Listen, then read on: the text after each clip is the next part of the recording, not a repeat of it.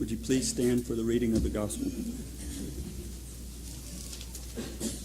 Today's reading is from Matthew 10, verses 24 through 39.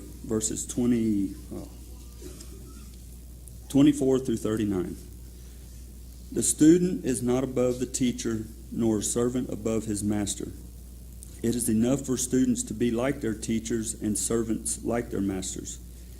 If the head of the house has been called Beelzebul, how much more the members of his household?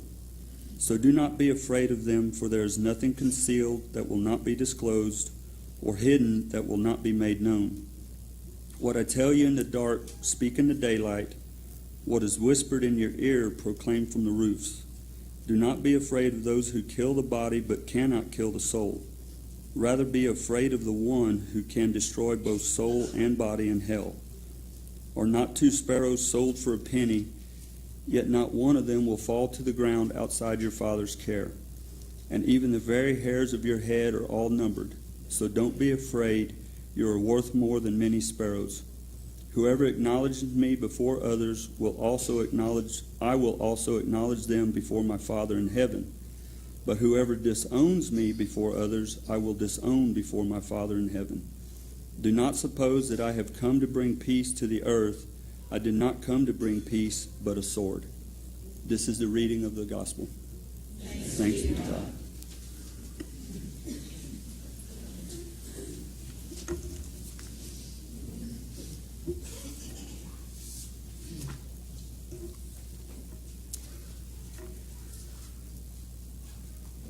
I want to preface the sermon this morning with a few words of explanation.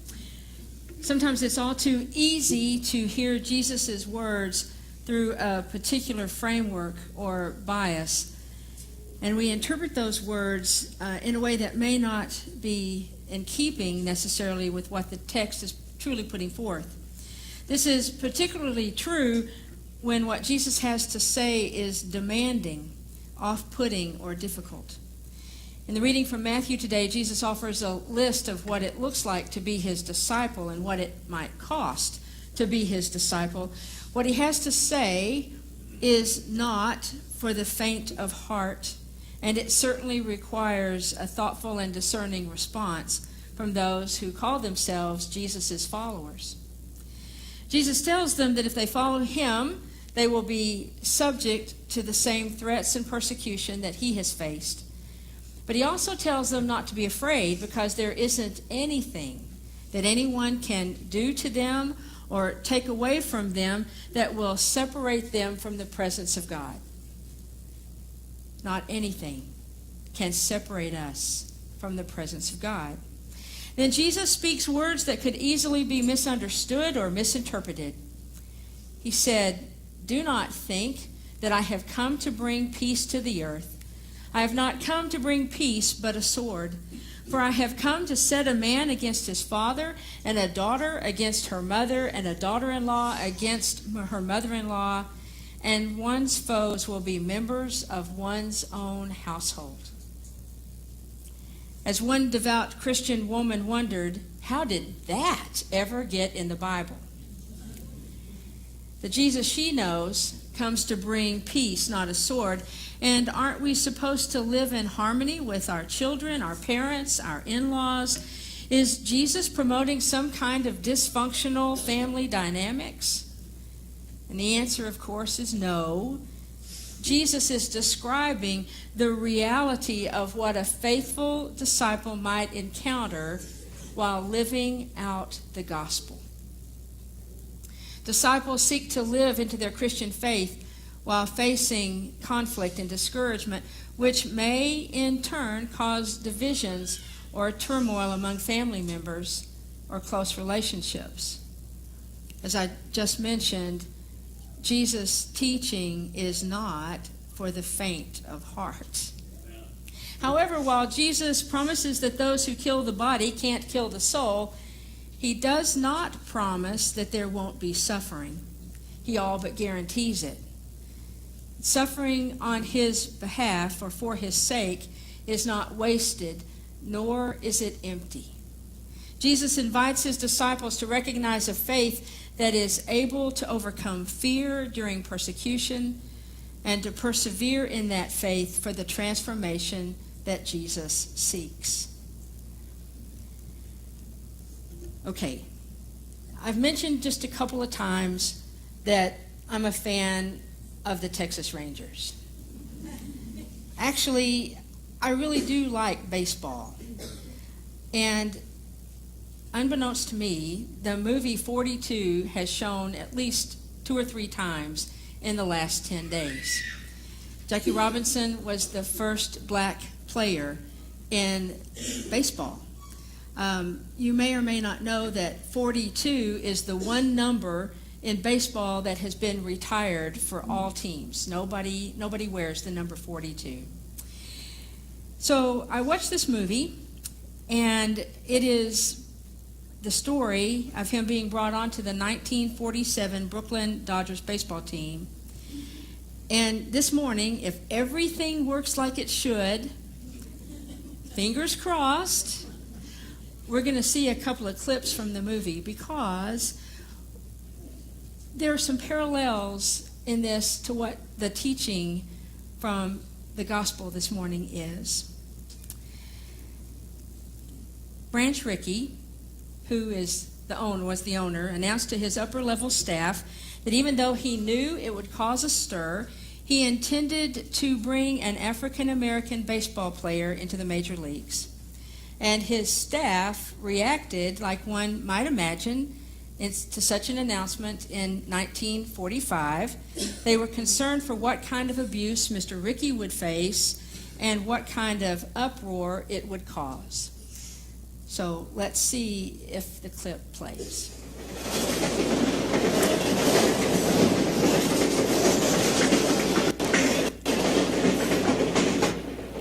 Gentlemen, I have a plan. Plan's good, Mr. Rickey. You always have one. My wife says I'm too old. And my health's not up to it. My son says everybody in baseball is going to be against me. But I'm going to do it. Do what, Mr. Rickey? I'm going to bring a Negro ball player to the Brooklyn Dodgers.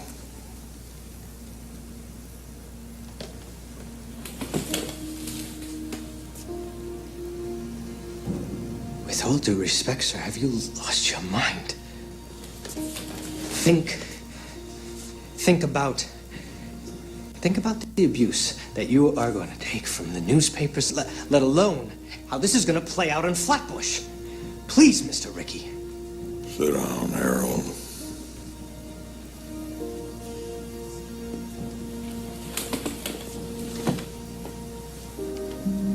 No law against it, Clyde.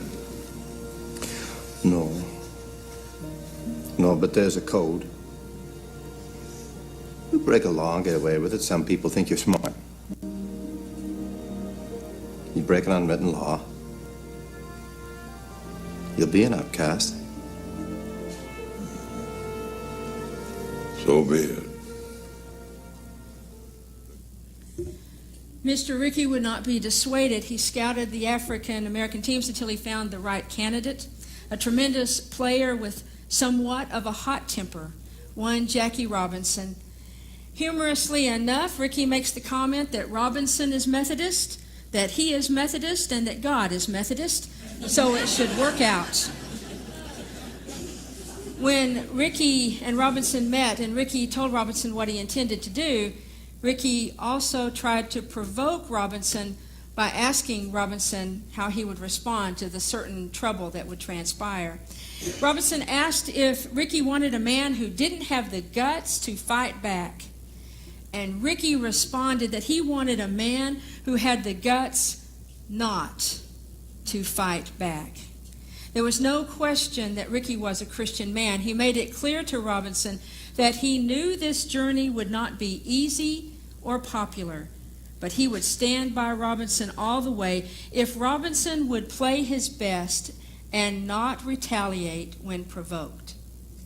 Well, there were all kinds of problems and difficulties. The vast majority of this movie we can't show.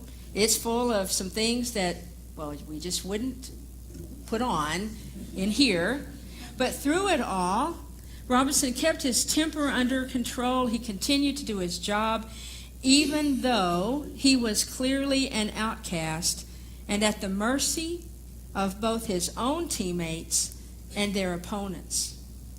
After one particularly bad outing, Robinson left the field and he destroyed his bat, beating it against the walls. Mr. Rickey met him in the walkway of the locker room and said these words, "Every day you live the sermon, to love as Jesus loves."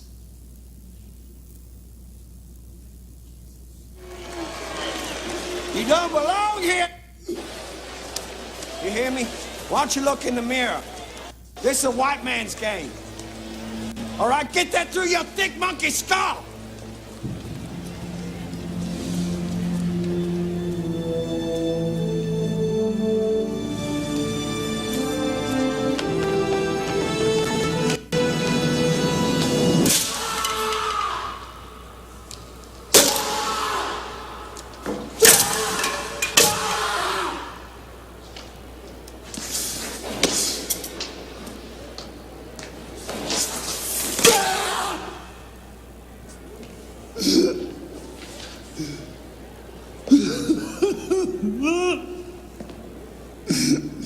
No.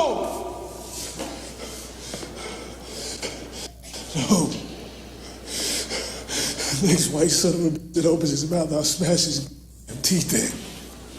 You can't do that, Jack.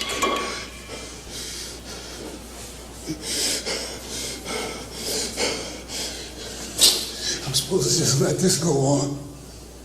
These men have to live with themselves. I have to live with myself, too. Right now, I'm living a sermon out there. You don't matter now, Jack. You're in this thing.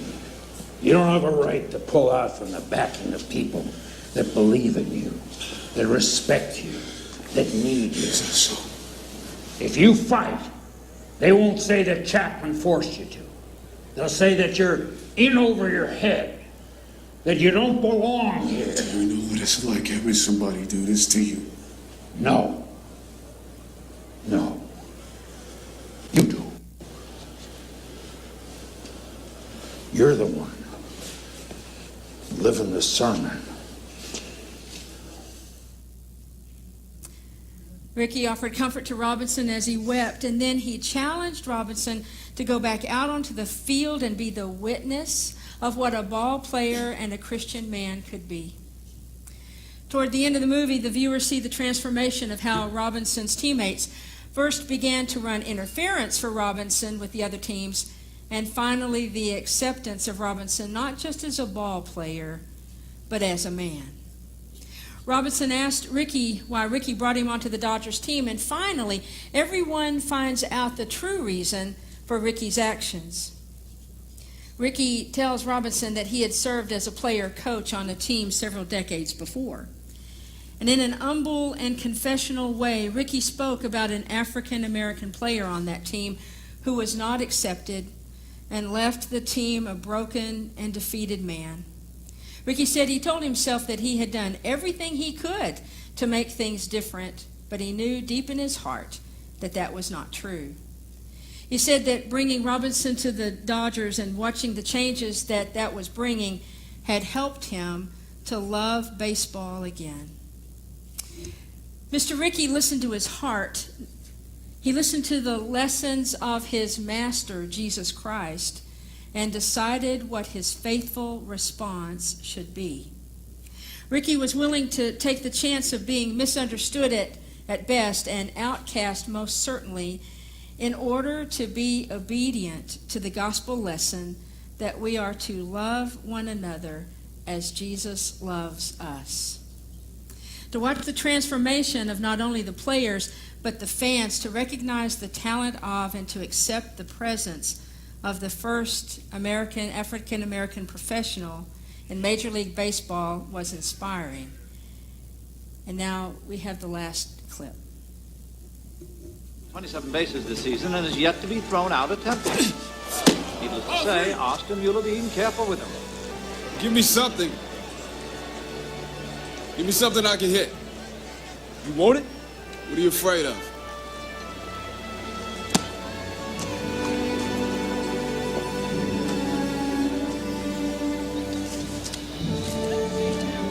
What are you afraid of?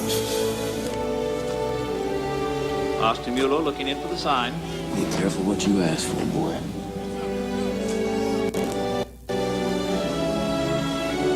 And here comes the pitch. Oh, and that's a deep fly ball to left. Shine on his horse. I don't think he'll get there. Back, and oh, Doctor! Robinson got his pitch. It's a home run.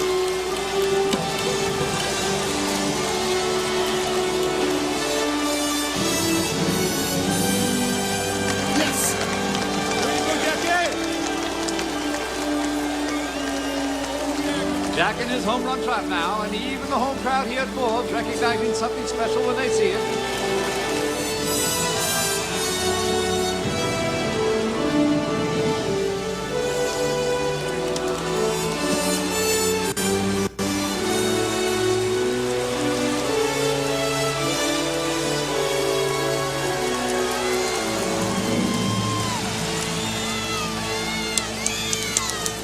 Robinson rounds third.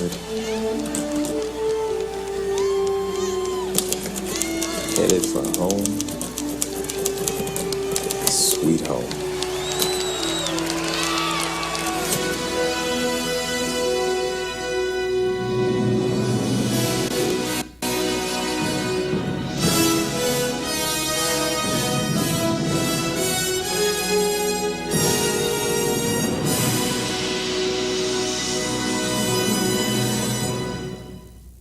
I know that every analogy eventually breaks down, but both Mr. Rickey and Jackie Robinson lost their lives in a real sense in order to gain something for the greater good, to live out Christian principles in a tangible way. Jesus' lessons for the disciples are not for the faint of heart. You see, he doesn't give us a list of do's and don'ts so much as he says, listen to my teaching and decide how you're going to respond. It's okay for an amen right here. Amen. I mean, yes, there are do's and don'ts, but he says, listen to my teaching and decide how you're going to respond. What Jesus is asking for is our authentic obedience to what he is asking for in our lives, and to continually develop our capacity for growing in faith. Bobby Bragan was a teammate of Jackie Robinson and also a lifelong Methodist. I'm sure most ball players are not Methodists.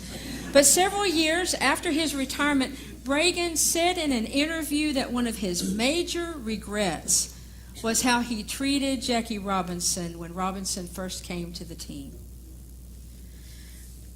Jesus' lessons are for those who are willing to lose their life for his sake, and to be molded and shaped into his image and bent toward his will. Sometimes that transformation comes quickly, and sometimes it takes a lifetime of deaths to self in order to embrace Jesus. Few people have the chance to change an entire nation the way Mr. Rickey and Jackie Robinson did, but each of us has the opportunity on a daily basis to impact the lives of the people we encounter. All of us choose. Are we going to fight? Are we going to retaliate? Are we going to get mad? Or are we going to follow what Jesus asks us? Do we have the courage not to fight? And we never know what one small change here and there might lead to in the wideness of God's mercy and grace. And so, with Jackie's most excellent prayer, that would be Jackie Minnick, I'm going to ask you, would you pray with me this morning? I'll read a line, and would you say it behind me? Loving Christ, following you is difficult. We often have to make choices between the things that make us feel safe and the things that are right and good. Sometimes following you means that we might upset someone that we love, or give up something we want. Give us courage to do what is right and good, even when it is difficult. In the name of the Father, and the Son, and the Holy Spirit. And all the people said, Amen.